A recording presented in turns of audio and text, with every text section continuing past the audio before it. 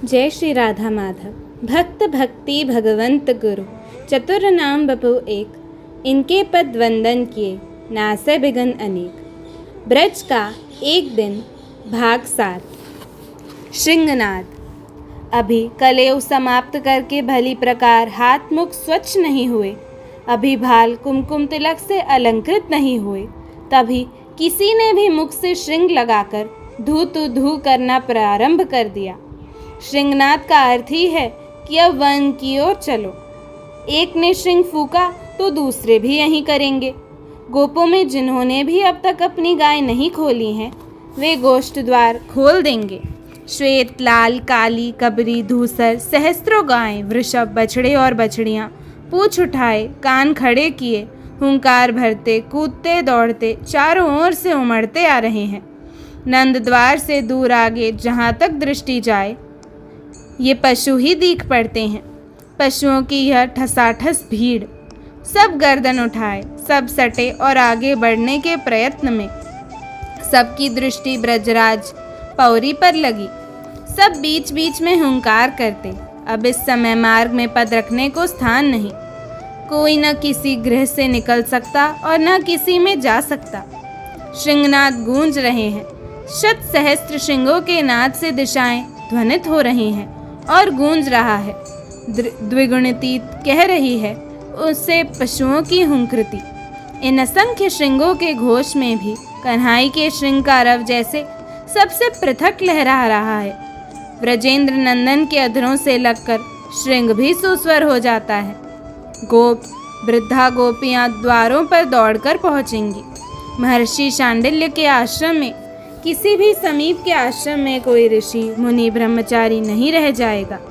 सब वनपथ में दोनों ओर दौड़ आवेंगे और पंक्तिबद्ध खड़े हो जाएंगे, करों में पुष्प जल दुर्वाकुर लिए।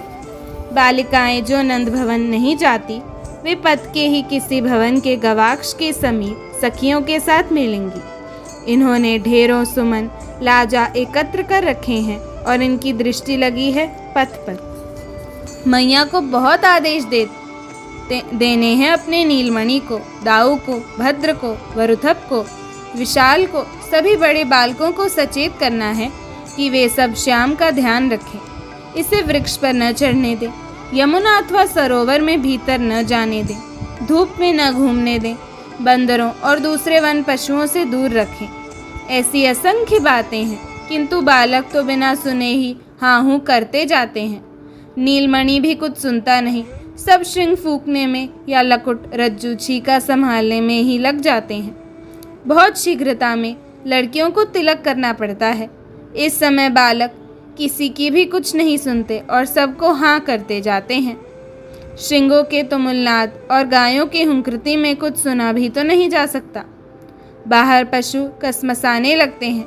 वे पहले से इतने ठसे खड़े कि आगे हिलने को स्थान नहीं। कपि भवनों के ऊपर कूदने किलकने लगे हैं और गगन में पक्षियों ने वितान बना रखा है। भगवान भास्कर क्षितिज से थोड़ा ऊपर उठाए हैं। राम श्याम ब्रजराज पौरी पर आ गए। घुंघराली, काली, कोमल, सघन, सुरभि सिंचित अलकों में सजी मौक्तिक माला के ऊपर तनिक तिरछा मयूर पिछ लहरा रहा है। कर्णों में मणिकुंडल, भाल पर गोरोचन की खोर के मध्य कुमकुम तिलक के ऊपर लगे अक्षत, कमल दल विशाल लोचन अंजन रंजित हैं और कंबुकंठ कौस्तुभ मुक्तामाला वनमाला से सजा है। कंधों पर नील पीतपट, कटी में कचनी के ऊपर रत्न मेखला और चरणों में नूपुर। श्याम ने वाम स्कंध में रज्जू लपेट ली है। मुरली कटी में दाहिनी ओर खोस रखी है। दक्षिण कर में वेत्र लकुट, वाम कर में श्रृंग है। यह हंसता है तो अरुणाधर दुग्धोज्वल हो उठते हैं। यह लकुट उठाता है तो सम्मुख के पशु उस लकुट को ही सूंघ लेना चाहते हैं। यह भीतर से पाटल वसन कुछ दुहरे गठित श्यामवर्ण का बालक वरुथप आया, राम श्याम के पार्श्व से आगे, जैसे यही प्रधान पशुपाल है। सब पशु इसी की प्रतीक्षा कर रहे हों। वरुथप के लकुट उठाते ही पशुओं का व्यू बदल गया। सब ने मुख घुमाया अचानक, और जो सबसे पीछे थे वे आगे हो गए हैं। मैया, माता रोहिणी, गोपियाँ, भवन में जो बालिकाएं थीं वे सब द्वार तक ही तो आवेंगी। दाहिने एक कुंडली नील वसन दाऊ और बाएं पीत कछनी नील पटुका गोधूम वर्ण भद्र के मध्य पीतांबरधारी वनमाली श्रीवत्सवक्षा कमल लोचन कन्हाई पौरी से निकल रहा है। सहस्त्रशः बालक हैं इनके पीछे और श्याम बार बार पीछे मुड़ता है। मैया से, माता रोहिणी से या किसी और से दो शब्द कुछ कहकर फिर सामने चलता है। नुपुरों की रुंझन बालकों के प्रसन्न कोलाहल में सुनाई नहीं पड़ सकती। गायों की हुंकृति प्रायः बंद है, वे वन की ओर चल पड़ी हैं, किंतु ये पशु भी बार बार मुड़कर अपने पीछे बालगज के सामने झूमते आते अपने गोपाल को बार बार देख लेते हैं।